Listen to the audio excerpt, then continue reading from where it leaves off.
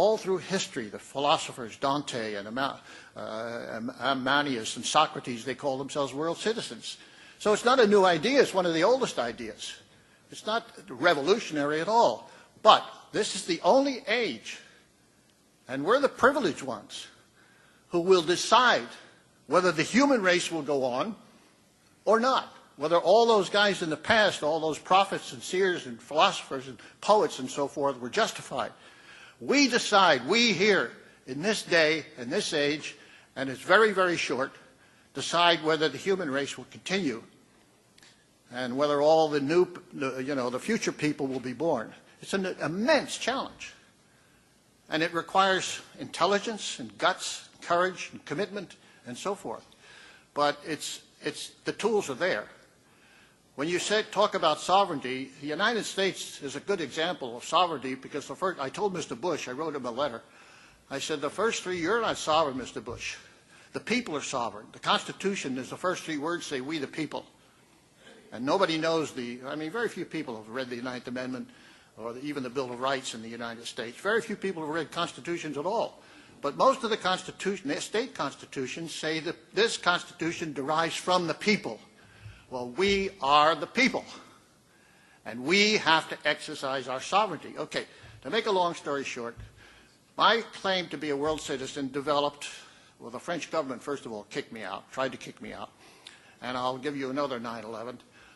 On September 11th, 1948, I went to the United Nations General Assembly meeting, which was in Paris. The only time the General Assembly was out of New York was in 1948. And they came to Paris, and they set up their little enclave at the Palais de Chaillot, and they declared that piece of France international territory. And that was the same day that the French government said, get out. So I take my little pack on my back, take the subway to the Trocadero. My only problem was, where am I going to go to the bathroom? No, seriously, because I knew that once I got on that territory, I couldn't get off. And I got up out of the subway, and there, happily, I see they had built a little restaurant on the park. Oh, thank God I'm saved.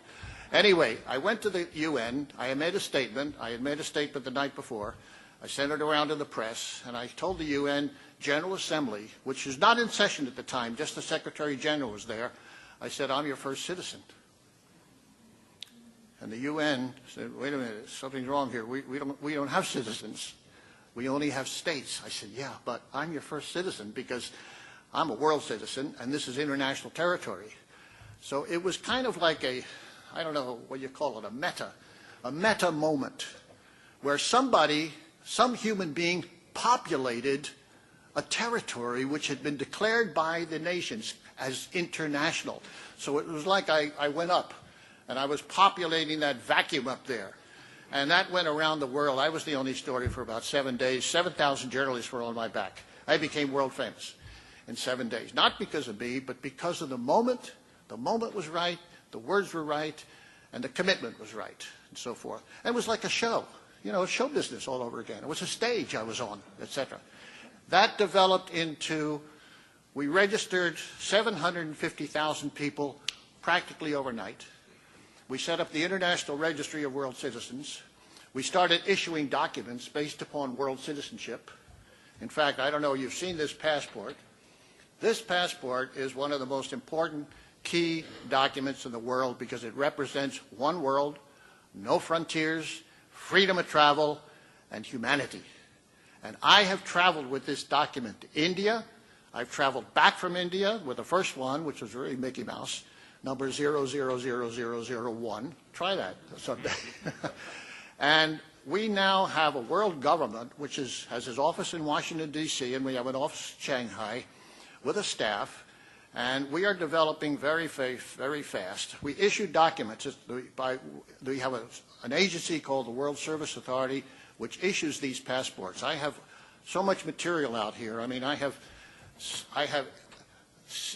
58 years of material here, and he's only giving me 20 minutes on this stand. Well, anyway, thanks very much. I'll talk to you later.